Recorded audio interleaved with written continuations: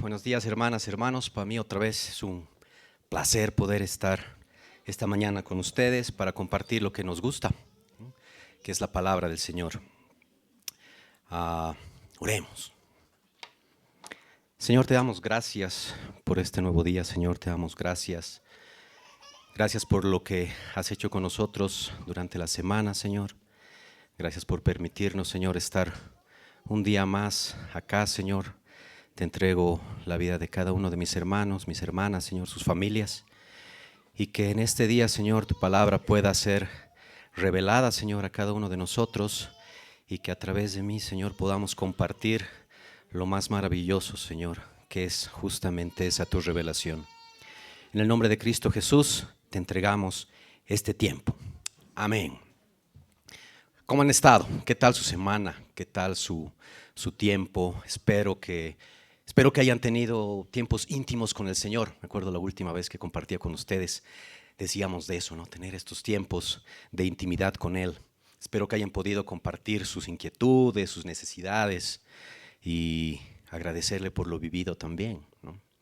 Leí una frase mientras preparaba esta prédica, es de un teólogo estadounidense, ya falleció, Robert Charles Sproul, se lo conoce como R.C. Sproul, que me gustaría compartir con ustedes hoy día antes de entrar a la prédica propiamente dicha. Él decía: que yo esté respirando esta mañana es un acto de la misericordia divina. Dios no me debe nada, yo le debo todo. Y quiero que nos quedemos con estas dos últimas oraciones. Dios no me debe nada, yo le debo todo. Mi intención para esta mañana, para este tiempo, tiene que ver con exaltar algo que el Señor nos ha entregado y que gracias a Dios lo podemos tocar. Literalmente lo tenemos en la mano. Y no solo en la mano, lo tenemos a la mano. Gracias a Dios. Como ustedes saben, el anterior mes, en septiembre, hemos estado celebrando el mes de la Biblia.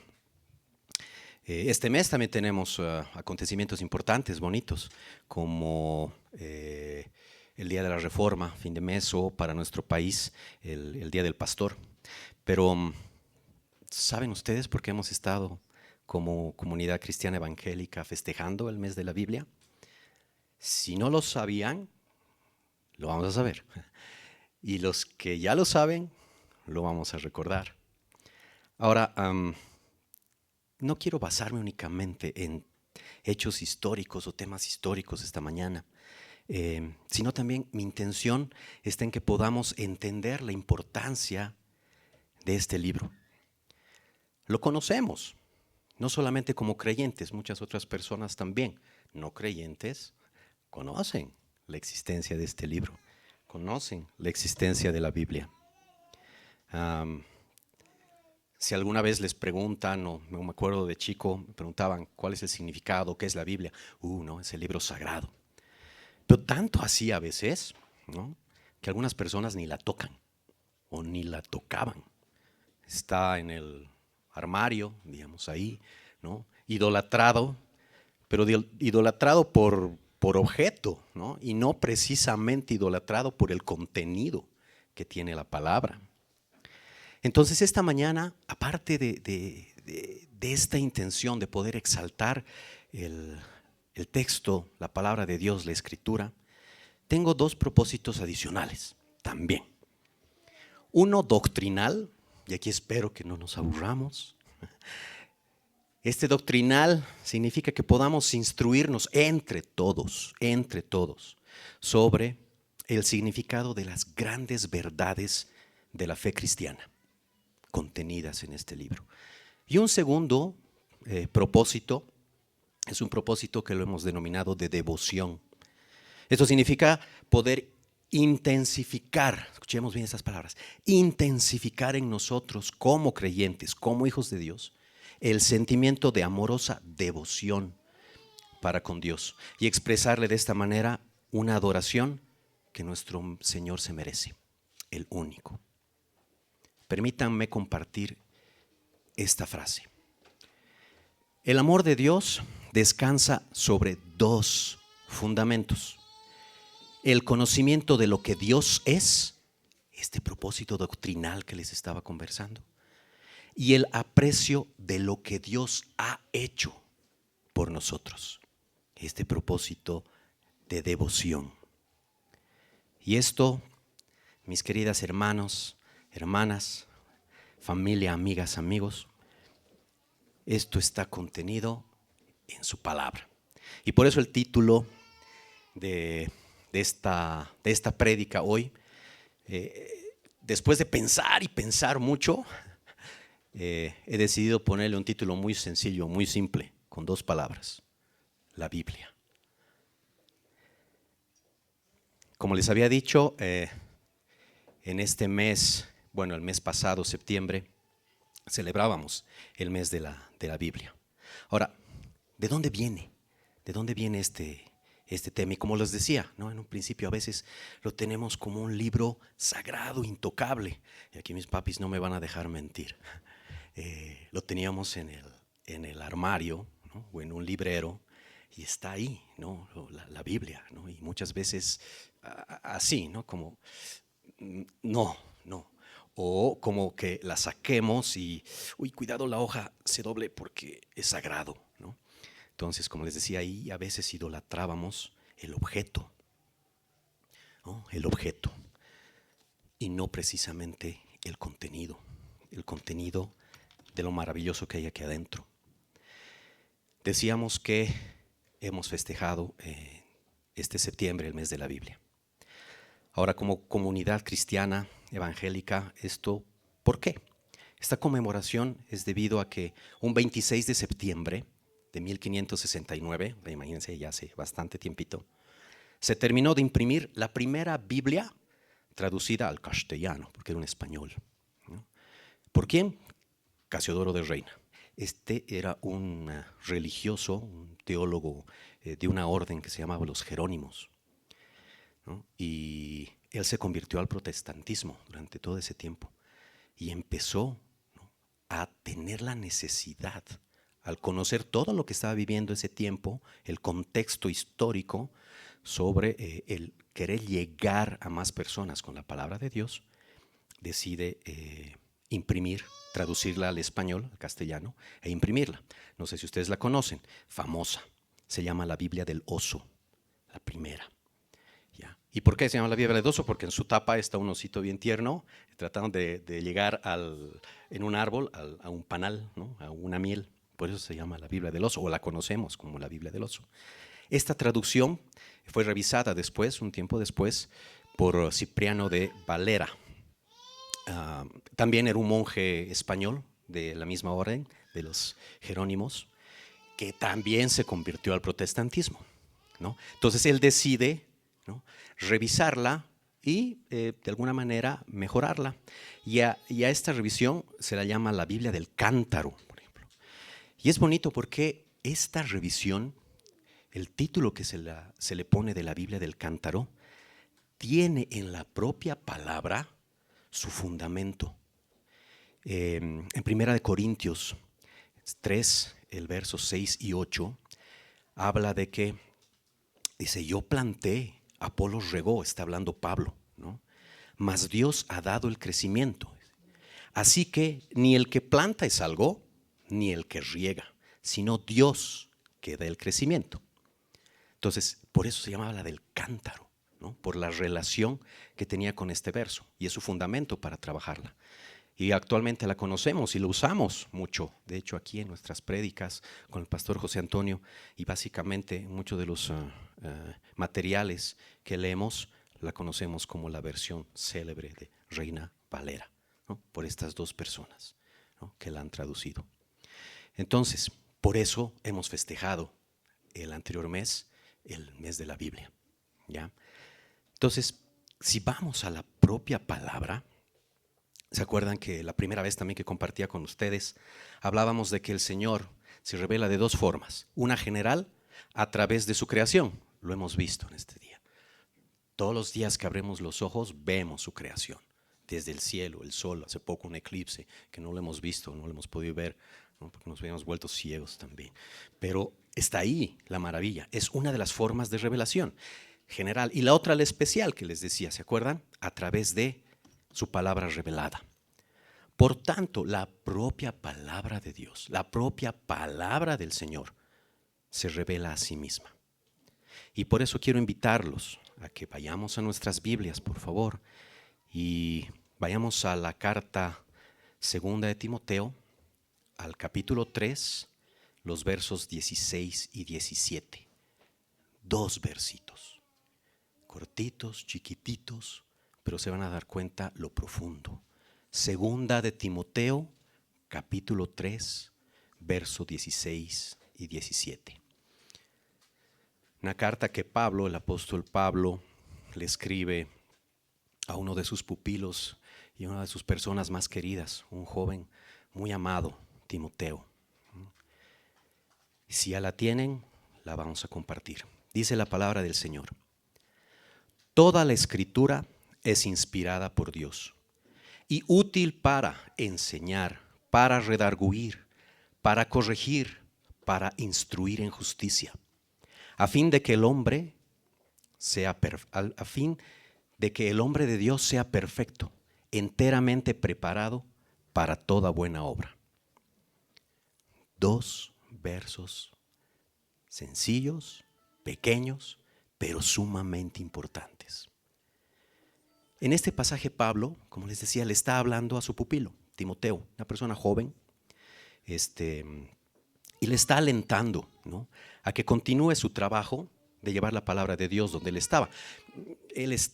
Se entiende que estaba en Éfeso y tenía mucho conflicto con la iglesia en Éfeso, con falsos maestros y con obviamente los que no creían en el evangelio. Entonces él lo está alentando, ¿no?, y le está diciendo que mantenga, ¿no?, la fortaleza en eso que él había aprendido desde su niñez. Su mamá, su abuelita, por ejemplo, le dieron instrucción a Timoteo desde muy niño sobre las escrituras. Entonces le está diciendo qué es la escritura y cuál es su finalidad. Ahora la palabra, Biblia, ya semánticamente hablando. Biblia como la conocemos ahora, con esa palabra, obviamente en los tiempos de Jesús no se la conocía con esa terminología, ¿no? Menos tampoco se la conocía en los tiempos del Antiguo Testamento. Este nombre de Biblia se lo adopta por las traducciones al griego, porque como es una recopilación de libros, Biblia en el griego significa eso, libros. Y así es como llega a nosotros, ¿no?, el conocimiento, digamos, de todos los libros en un compendio, llamémoslo así, a través de esta palabra, la Biblia, que le repito, significa libros. Antes se la conocía como la escritura o las escrituras. Generalmente los judíos, ¿no?, los judíos se la tenían como la escritura o las escrituras, porque era la unión de su ley, la Torá, ¿no? También tenían los libros de los profetas y los rollos, ¿no?, los rollos que por ejemplo están los cantares de los cantares, digamos, ¿no? O sea, toda esa unión, ese conjunto, para los judíos la conocían como la escritura o las escrituras.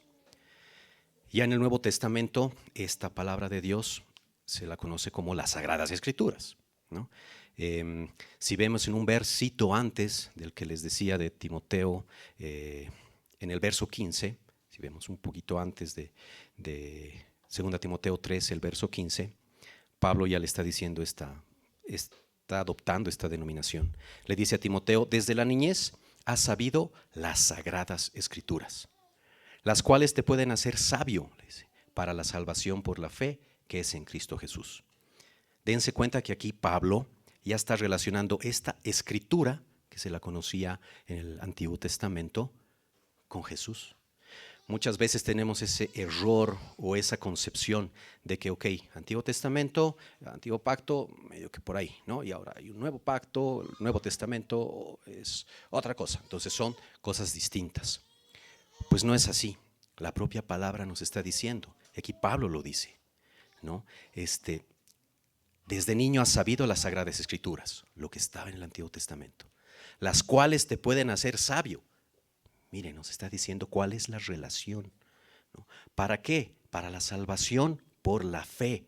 ¿En quién? En Cristo Jesús. Por lo tanto, toda la Escritura está relacionada.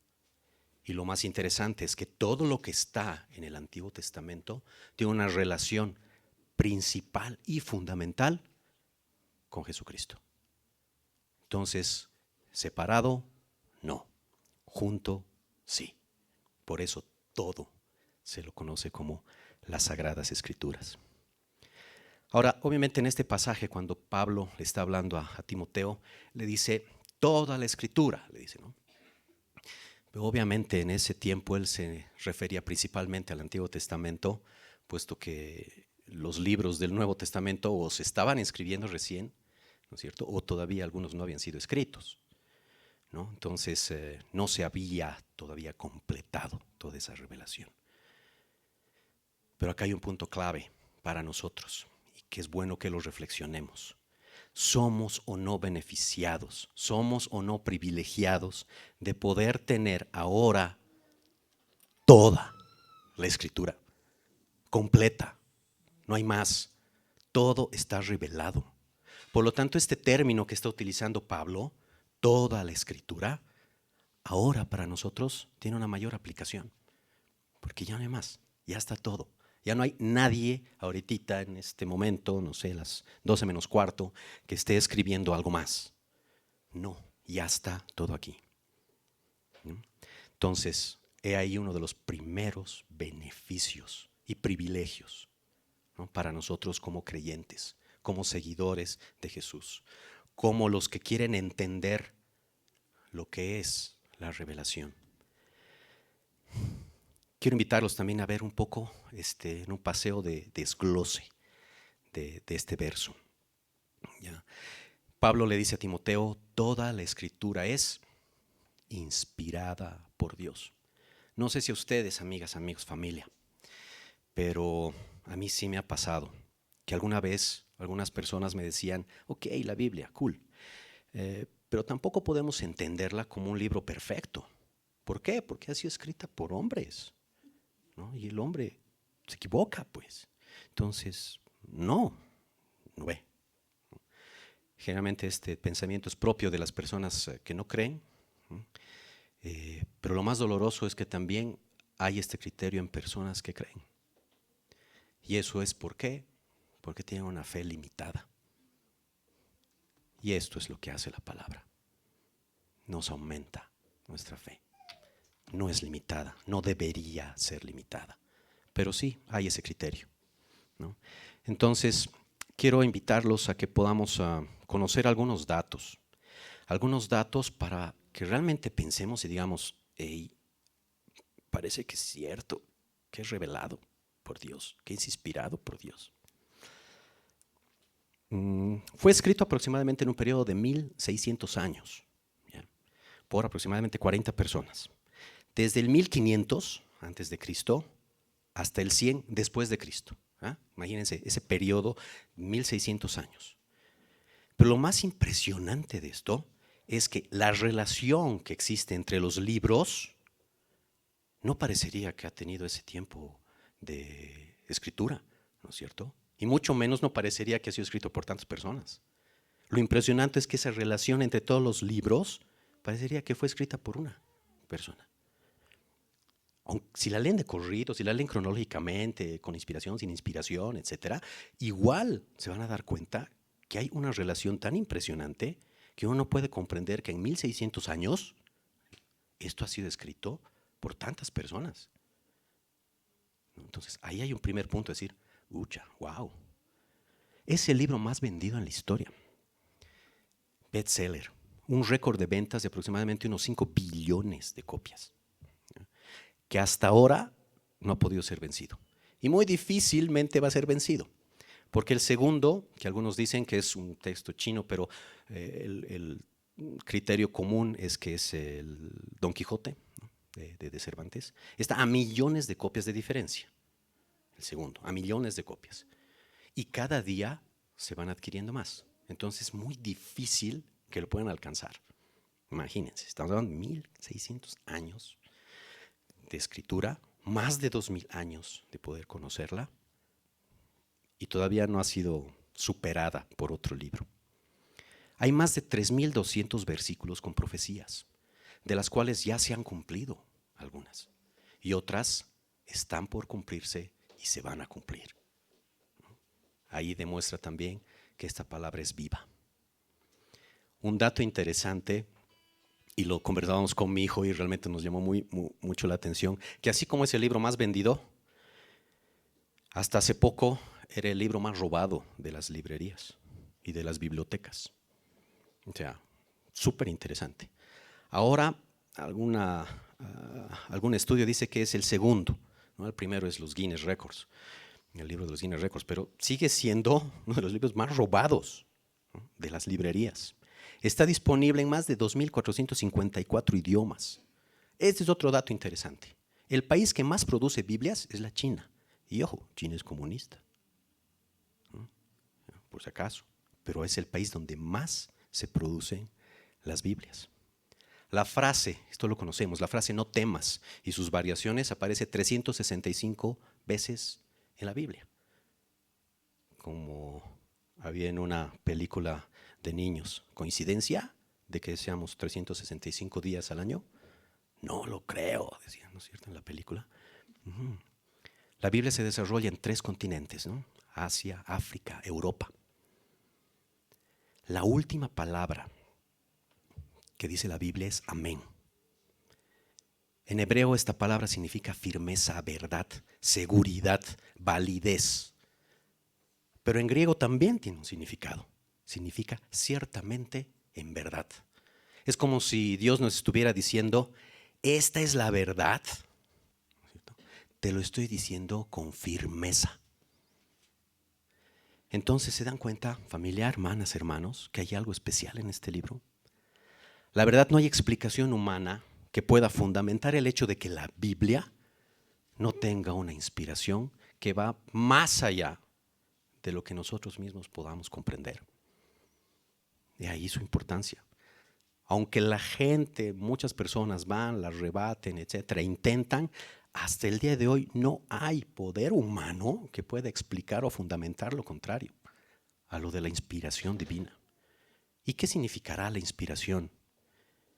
Este viene de un vocablo que significa en realidad insuflar. Es como que estuvieras respirando y soplando, ¿ya? Para decirlo más sencillo, es como que Dios, ¿no?, hubiera expirado, exhalado su aliento para que los hombres que la han escrito, la inspiren a sí mismo, hacia adentro, la absorban ese soplo y le expresen por escrito. Esa es la inspiración. Por lo tanto, no hay duda alguna de que la Biblia ha tenido una participación fundamental de Dios. Es la parte bonita, digamos, la parte poética, pero también es bueno conocer la parte dura, esa parte triste. Y esto quiero compartirles para que tengamos la convicción de que la Biblia, al ser inspirada por Dios y ser la evidencia de la revelación de su palabra, ha sido y es atacada constantemente por el enemigo y por el mundo en general. Voy a poner unos pocos ejemplos. Tal vez no los conocemos, o no hayamos escuchado de sus nombres, pero están en la historia, es real. Había un pensador inglés, John Wycliffe. Él era un teólogo que fue contratado por el Parlamento en Inglaterra para tener negociaciones con Roma, porque ustedes saben, más o menos siglo XIV, siglo XV, la iglesia era muy poderosa, ¿no? Y como se juntaba tanto con el tema político, había que tener algún relacionamiento, ¿no? Entonces, obviamente, el Parlamento decide contratar a una persona, un teólogo, para tener estas relaciones con Roma, ¿no? Pero en cuanto más este señor Wycliffe investigaba, indagaba y se relacionaba con la iglesia, se dio cuenta de que había una corrupción impresionante. Tanto así que él dijo, no, algo hay que hacer, ¿no? Porque la gente no está entendiendo, a la gente no le está llegando y no está conociendo todas estas cosas. Y él decidió producir una Biblia en inglés para que llegue en el idioma a las personas. Tardó más o menos unos 13 años. Pero esto le llevó a innumerables juicios. A este chango lo agarraban a cada rato. tenía sí un apoyo de algunas personas en el Parlamento que impedían a veces cuando lo querían arrestar, medio que lo ayudaban, digamos, lo podríamos llamar aquí muñeca, ¿no? Pero, y otra vez lo volvían a agarrar, después otra vez lo volvían a agarrar. Bueno, pasa el tiempo y fallece, muere por una enfermedad. Pero la iglesia poderosa de ese tiempo, al ver que sus ideas estaban siendo pregonadas sobre que la gente conozca de la palabra de Dios, no se queda tranquila. Y aún muerto, van, exhuman sus restos y lo queman y queman sus libros, con un propósito de que esto no siga conociéndose y que la figura de este John Wycliffe desaparezca. ¿No? Al desaparecer este señor, desaparece también la Biblia en pocas, ¿no? Y solamente va a ser para uso para los que la podían dominar, ¿no? En ese entonces la iglesia. Jan Hus, igual, más o menos por el mismo tiempo. Era un checo. Checo, igual, va un poco con el lineamiento de Wycliffe y decide, ¿no? Decide traducir la Biblia a checo. Y es el primero que la traduce a ese idioma, al checo. ¿Por qué? Porque se da cuenta también que en la sociedad había una desvalorización y una pérdida de los valores, ¿no? Desmoralización también impresionante. Y él dice, algo hay que hacer. Y esto tiene que ver también con el analfabetismo. Las personas tienen que conocer, ¿no? Que hay algo más, que hay un libro donde están todas las reglas de convivencia sobre moral, sobre valor, sobre el amor. Y el checo la traduce. ¿Qué creen que pasa después con el checo? Lo declaran hereje, ¿no? Y lo queman, ¿no? También lo queman. Hay otro, William Tyndale. Todos son seguidores también del protestantismo, ¿no? Él se da cuenta que Lutero ya había traducido en alemán. Él en su lugar se ve un poco conflictuado, entonces se va igual a Alemania, intenta traducir la Biblia igual al inglés, pero igual, ¿no? También semanas después de que él termina de imprimir, es tomado preso y quemado en la hoguera. Igual, un siglo ciertamente complicado, ¿no? 14, 15, súper sangriento. ¿Y por qué?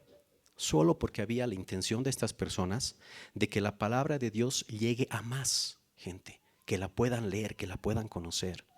Ahora ustedes me dirán, no, pero eso ha pasado hace siglos, hace mucho tiempo. Ahora no pasa eso.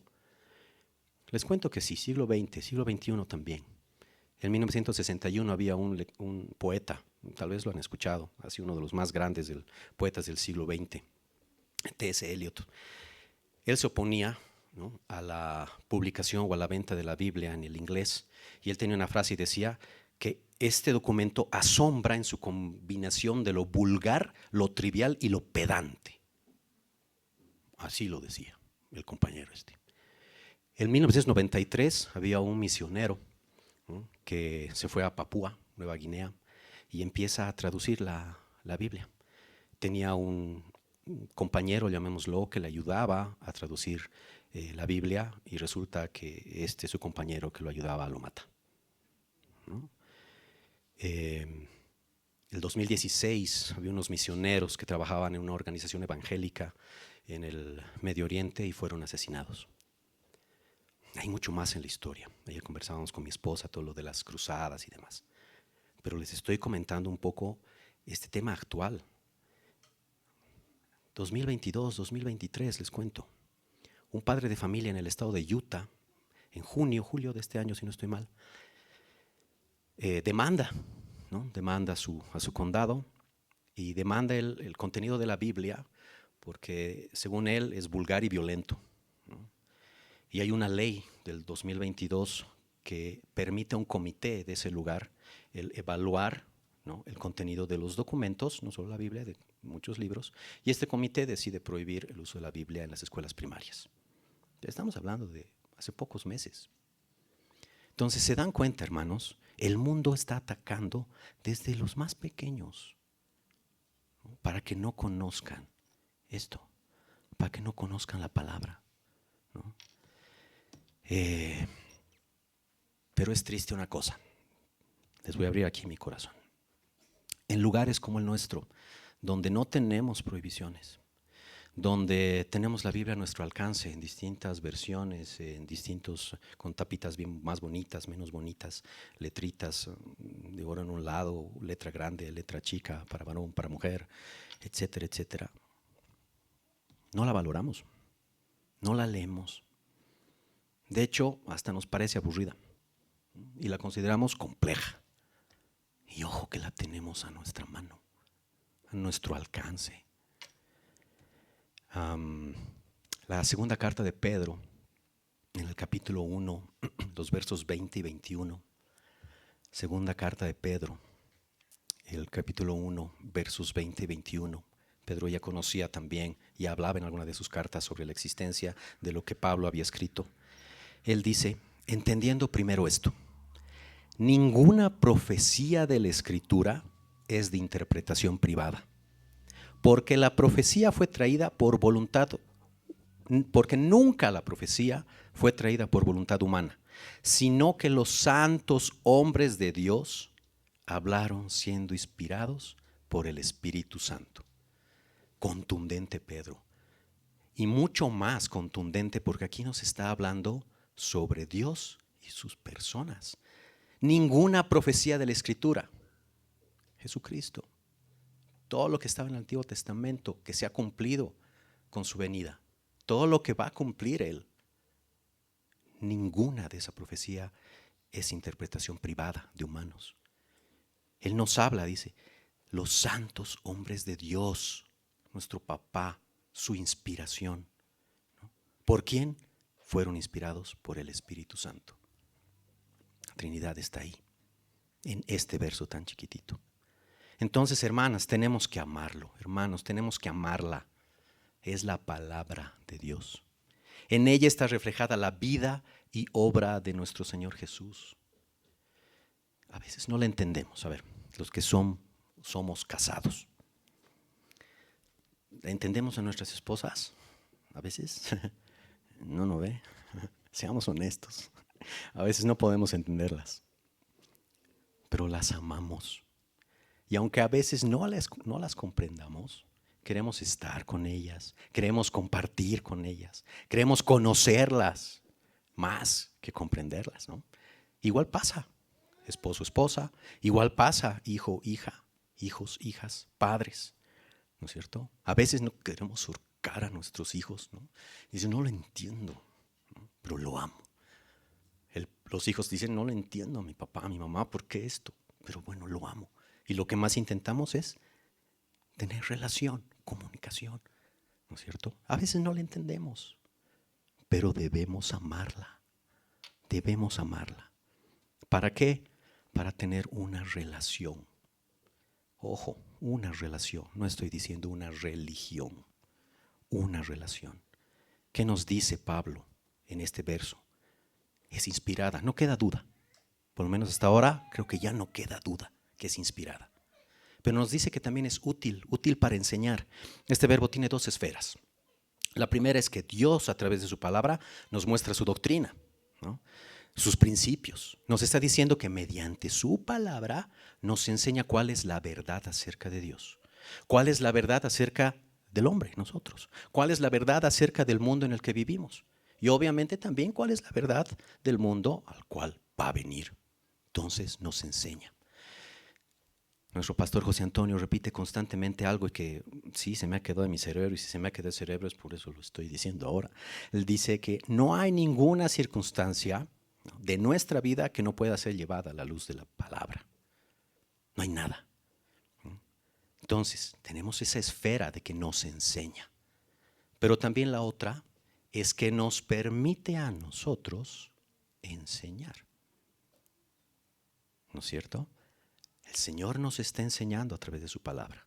Y al enseñarnos, también nos permite que podamos compartir hacia los demás. Llevar esa su palabra, enseñar esa su palabra. Podemos decir en conclusión o en síntesis, nos enseña también a enseñar. Por eso es útil. Útil para redarguir, nos dice. Esta palabrita me chocaba mucho la cabeza, ¿no? Redarguir. No, la verdad no la podía entender.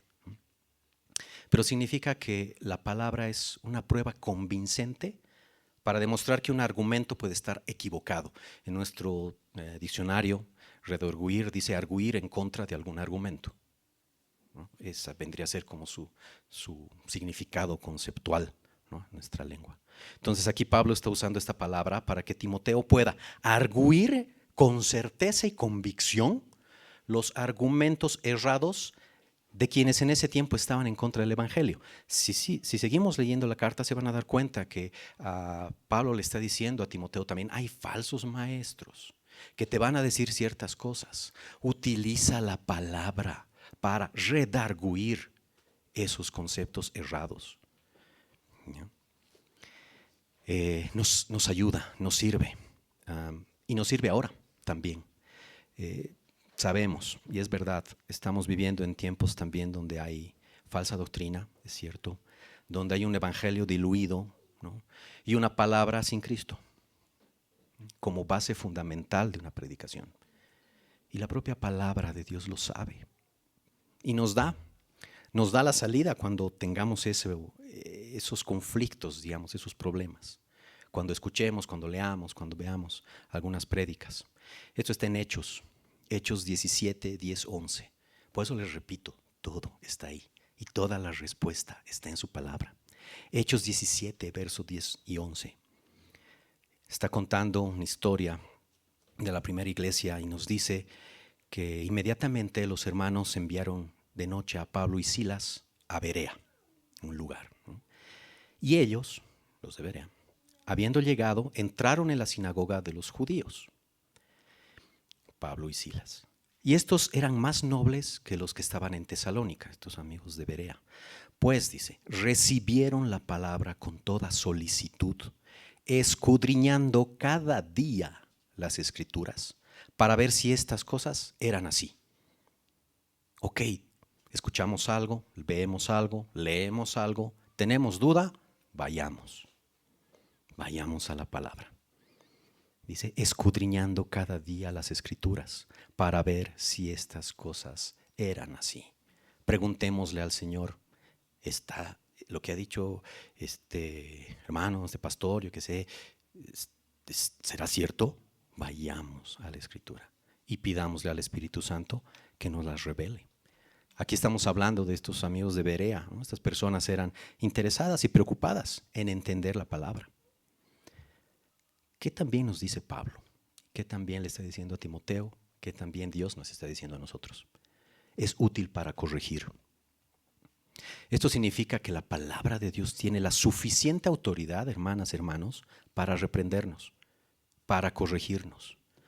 Todos, absolutamente todos, estamos bajo la autoridad de la palabra de Dios. Y cuando la Biblia expone nuestra doctrina o nuestra conducta como equivocada, pues les cuento que estamos equivocados, pues.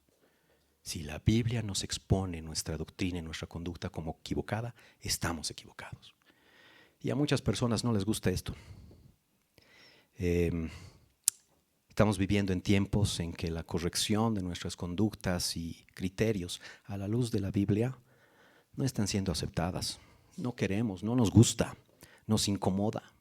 No nos gusta que desde estos lugares nos tengan que decir, nos tengan que corregir. Nos incomoda. No, hermano, no, pastor, no diga eso, no, escucha. No, la gente se va a rayar, se va a ir, no. Pero es lo que dice, eso es lo que está en la palabra, eso es lo que el Señor nos está diciendo. Ciertamente esta palabra es alentadora, ciertamente nos da esperanza, nos da consuelo, pero recordemos la palabrita que decíamos hace rato, también nos redarguye, nos corrige, nos instruye. Y como Pablo aquí lo está diciendo, nos instruye en justicia. Útil para instruir en justicia.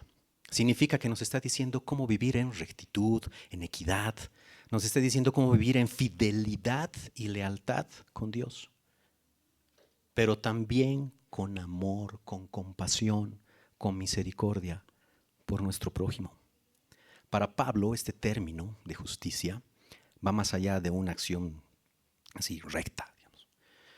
sino que denota el don de gracia a los hombres y mujeres, por el cual todos los que creen en el Señor Jesucristo son introducidos a la correcta relación con Dios. Para Pablo, esta es justicia. Para Dios, esto es justicia. ¿No? Esta es la justicia divina. Gálatas 2:20, voy a parafrasear un poco, pero dice, ya no vivimos nosotros. En realidad Pablo dice, ya no vivo yo, dice, ¿no? Pero a ver, trasladémoslo a nosotros. Ya no vivimos nosotros, mas vive Cristo en nosotros. Y lo que ahora vivo en la carne, lo vivo en la fe del Hijo de Dios, el cual me amó y se entregó a sí mismo por mí. Esto es instruir en justicia, familia. Pablo en estos 2 versos tiene tanta profundidad sobre la verdad que es la palabra de Dios, y él nos dice cuál es la finalidad de conocer la palabra de Dios. Nos está diciendo en estos 2 versos, es útil para corregir, es útil para enseñar, es útil para contrarrestar o rebatir, y es útil para instruir en justicia. Tener compasión, amor, misericordia con los demás, vivir en rectitud. ¿Por qué? Porque ya no vivimos nosotros. Vive Cristo en nosotros. Y eso es lo que debemos reflejar a través de su palabra. ¿Y cuál es el fin de todo esto? Volvamos a Timoteo. Al final dice, a fin de que el hombre de Dios sea perfecto, enteramente preparado en toda buena obra. Aquí Pablo le está exhortando a Timoteo y le está diciendo, Timoteo, hermano, amigo, continúa en estas cosas porque la Biblia te hace completo, le está diciendo. Timoteo, la Biblia te complementa y te equipa para toda buena obra. Nuestra mochilita de supervivencia, la palabra. Y nos dice, para que el hombre de Dios sea perfecto. Y esto no significa que no nos equivocamos, ¿no? Como cristianos somos infalibles y estamos a un level top de todo el mundo y ya, ¿no? No. Esto significa que la Biblia me guía en todo lo que necesito.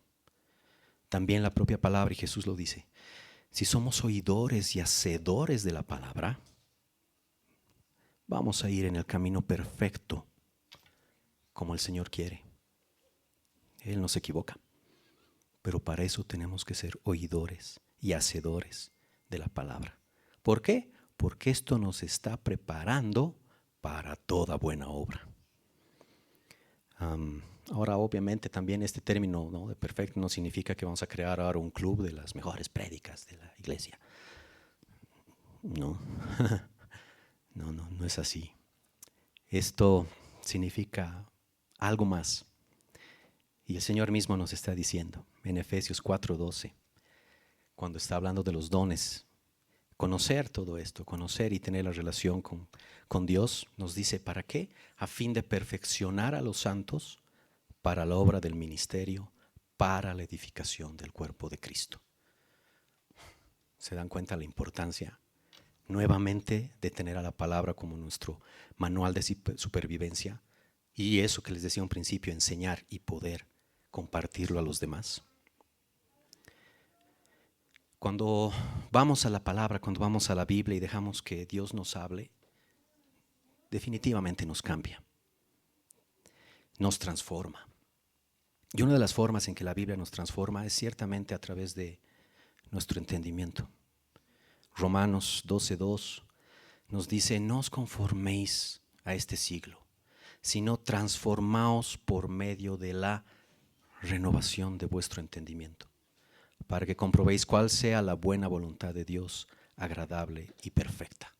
Cuando dejamos a la Biblia, o cuando dejamos que la Biblia, la palabra de Dios, las sagradas escrituras, guíen nuestro pensamiento, nuestra mente va a ser renovada y transformada.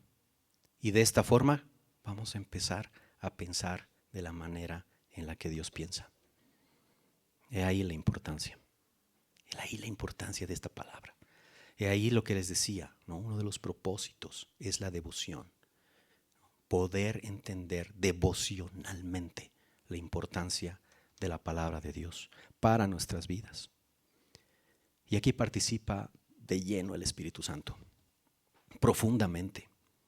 Les decía también en un principio, no tenemos que entenderla toda para que obre perfectamente en nuestras vidas. Muchas personas, estoy seguro, me ha pasado, nos desanimamos y sentimos, ¿no?, mucha frustración cuando la leemos y tal vez no entendemos. Y consecuencia lógica, nos rendimos, ¿no? Y nos cuesta. Es cierto, debemos esforzarnos para entender la Biblia lo mejor que podamos, ¿no? Leerla con cuidado, con atención, pero nos va a beneficiar mucho más espiritualmente, incluso si no la entendemos intelectualmente, ¿no? Espiritualmente, súper importante. Un religioso decía una vez, súper crítico a la palabra, decía, a través de los años, supongo que he ido a la iglesia unas 1000 veces, y ni siquiera por recordar el contenido específico de alguno de los sermones en todos estos años. Entonces, pregunta, ¿de qué sirve que haya ido más de 1000 veces a la iglesia? Y la respuesta de un creyente, de un hijo de Dios, fue bien interesante. Le dice, en los últimos años yo he comido más de 1000 comidas preparadas por mi esposa. Y ni siquiera me acuerdo el menú específico de ninguna de esas comidas.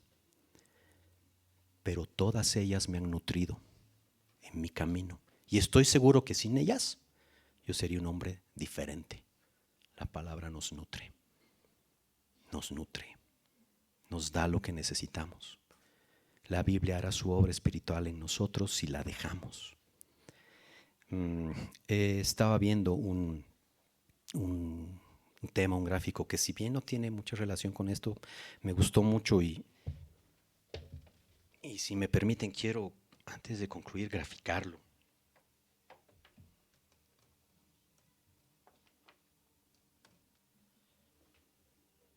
He tenido que graficarlo porque explicarlo me costaba.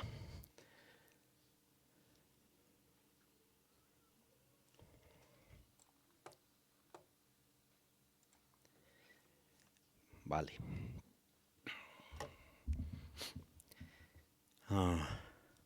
Nosotros como seres humanos y todos los seres humanos, siempre desde un principio hemos tenido la intención de poder relacionarnos con Dios en varias cosas. Y la religión lo que ha hecho es ponernos cierto tipo de condiciones, ¿no?, para relacionarnos con Dios. A través de, no sé, me voy a portar bien, ¿no? Estoy ayudando, o yo qué sé, estoy yendo a la iglesia todos los días, no sé, bastantes cosas que hacer de nosotros para llegar a Dios. Pero todo eso tiene una barrera, ¿ya? Tiene una barrera. Entonces, todo lo que hagamos se encuentra con una barrera y al medio. ¿Cuál es esa barrera? El pecado. Hagamos lo que hagamos, ¿no?, para poder agradarle a Dios con nuestras obras, con cosas que tenemos que hacer, tenemos esa barrera del pecado. Entonces, ¿qué hace Dios en su infinita misericordia para relacionarse con nosotros? En vez de que nosotros, por eso la religión es distinta, es lo que nosotros podemos hacer para llegar a Dios. Y el cristianismo es al revés. Dios viene a nosotros, se hace carne, comparte con nosotros. ¿Para qué? Para encontrar un camino, un puente entre nosotros los hombres y Dios. Y ese camino hacia la cruz, ese camino, ese puente hacia la cruz, su sacrificio, para que nosotros podamos llegar sin ningún condicionamiento al Señor nuevamente. ¿Y qué ha hecho esta cruz en nuestra vida? Hermanas, hermanos, ha borrado el pecado completamente, lo ha borrado. Y eso nos permite tener una relación, gracias, una relación. Nuevamente les repito, no es una religión, es una relación con el Señor. A través de esa cruz nosotros ya no tenemos que hacer cosas para agradarle. Tenemos que recibir al Señor Jesús en nuestro corazón, en nuestras almas, en nuestra vida. leer su palabra, entender lo que está aquí escrito. Hermanas, hermanos, esta es la relación. Esta es. Qué beneficio más grande, qué privilegio más grande el nuestro de poder tener toda la palabra de Dios escrita y revelada. No hay más. ¿Se acuerdan cómo terminaba Apocalipsis? Amén. Así es. Esta es la verdad. Esta es la convicción de lo que está escrito acá, de lo que va a venir, de que Jesús está vivo y sigue obrando en nuestras vidas. ¿Por qué? Por esta relación. Y esta relación, amados hermanos, es a través de su palabra.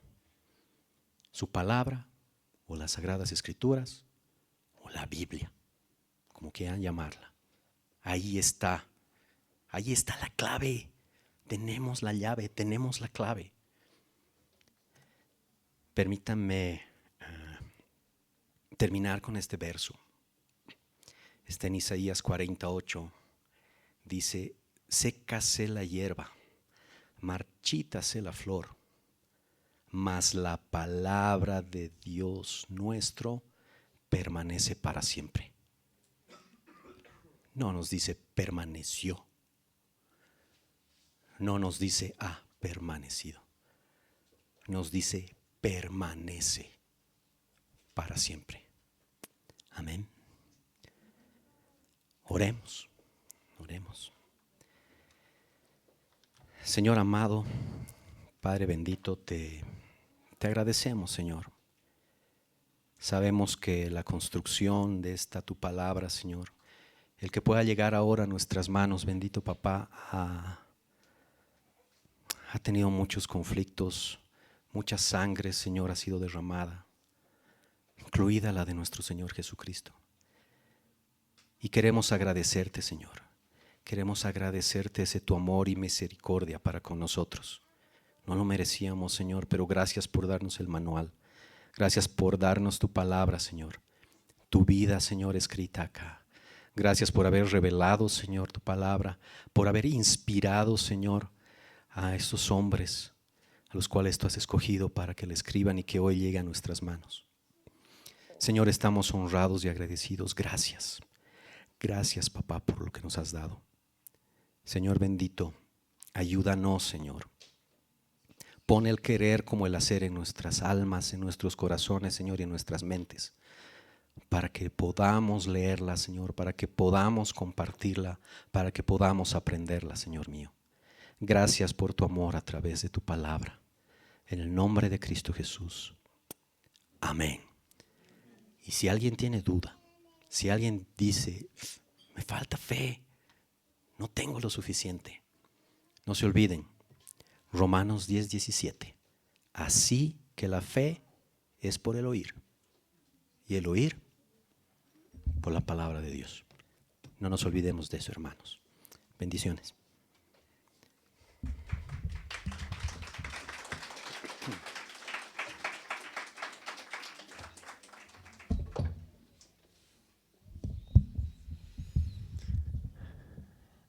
La palabra de Dios al alcance de nuestro pueblo. En el año 1827, un hombre de apellido Matthews llegó a Bolivia, trayendo el primer cargamento, digámoslo así, pero era un paquete de Biblias. Él entregó las primeras Biblias llegadas a Bolivia al ejército liberador comandado por el mariscal Sucre. En ese momento era el presidente. Logró entrevistarse con él y llevarle la palabra de Dios. Él entregó su vida en un viaje de literalmente meses para que la palabra de Dios llegue a nuestro país. 30 años después, un hombre de apellido Gardiner llegó a Potosí. Él escogió Potosí porque en ese momento era la ciudad más poblada en Bolivia. Era la ciudad con mayor flujo económico, era la ciudad donde más personas estaban presentes. Él trajo otra cantidad de Biblias y vino con la misión de establecer una iglesia, pero fue perseguido. Él huyó y pudo llegar hasta Cotagaita. Fue agarrado, fue torturado y al estilo del Antiguo Testamento fue apedreado y fue el primer mártir en nuestro país. Uno se pregunta qué lleva a que las personas entreguen literalmente su vida por un libro como este. ¿Qué lo hace? En el año 2008 tuvimos la oportunidad con mi esposa de hablar con un misionero boliviano, que lleva Biblias a la ventana 1040. ¿Qué es esto? Son países comprendidos en un sector donde el castigo porque se encuentra una persona con una página de la Biblia son 40 palazos. Que se le encuentre con una porción más grande de la Biblia tiene cárcel, que se le encuentre con una Biblia tiene pena de muerte. Estamos hablando de este siglo. Y él me contaba que en una de las misiones que él tuvo a finales de 1999, llevado por el Espíritu con una cantidad de Biblias, llegó al lugar donde el Señor lo había llevado. Tocó la puerta y se encontró con el pastor de una iglesia clandestina en una iglesia de Oriente Medio.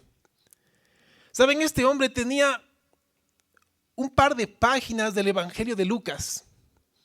Un par de páginas. No estamos hablando del Evangelio de Lucas, estamos hablando de 2 páginas de este Evangelio. Y este pastor domingo a domingo predicaba sobre esto que tenía.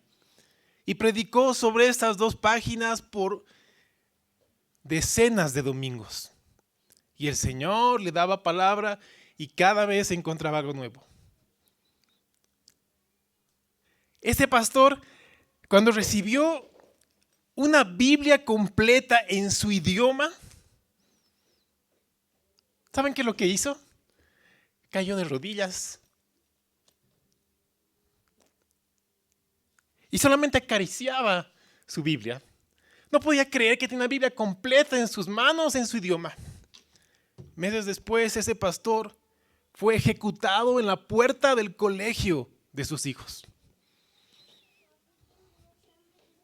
Fue ejecutado crudamente a la vista de sus hijos. Y yo me pregunto, ¿qué hace? Una vez más, me pregunto, ¿qué hace que la gente dé su vida por este libro? ¿Saben qué pasó con la Biblia de este pastor? Como una posta, fue tomada por su hijo mayor, quien comenzó a pastorear la iglesia por la cual su padre dio la vida. Hermanos, yo les ruego en el nombre del Señor, esta mañana hemos escuchado una prédica muy hermosa de lo que es la palabra de Dios. Y yo les ruego en el nombre del Señor que no lleguemos al punto en el cual se nos prohíba tener una Biblia para anhelarla y para disfrutarla. Hoy, cada uno de ustedes tiene el privilegio de tener más de una Biblia en su casa. Ábrala, léala, ámela, viva conforme a ella, conozca a su autor, relaciónese con él y deje que el fuego de su espíritu consuma su corazón hasta que Cristo sea quien gobierne su vida.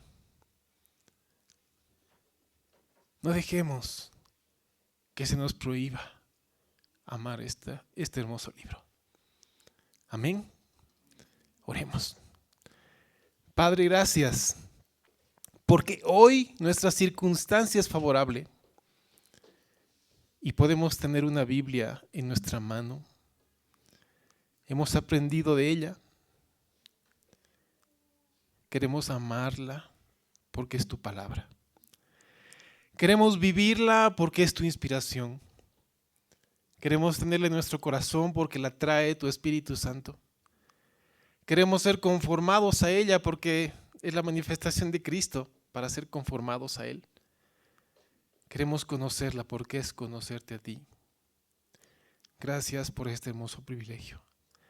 Gracias por todos los hombres y mujeres que han entregado su vida por este precioso libro. Señor, nosotros queremos entregar nuestra vida en escudriñarla, en preparar nuestro corazón para inquirir en ella, conocerla, vivirla y enseñarla. Gracias, Padre. A ti sea la gloria. En el nombre de Jesús. Amén.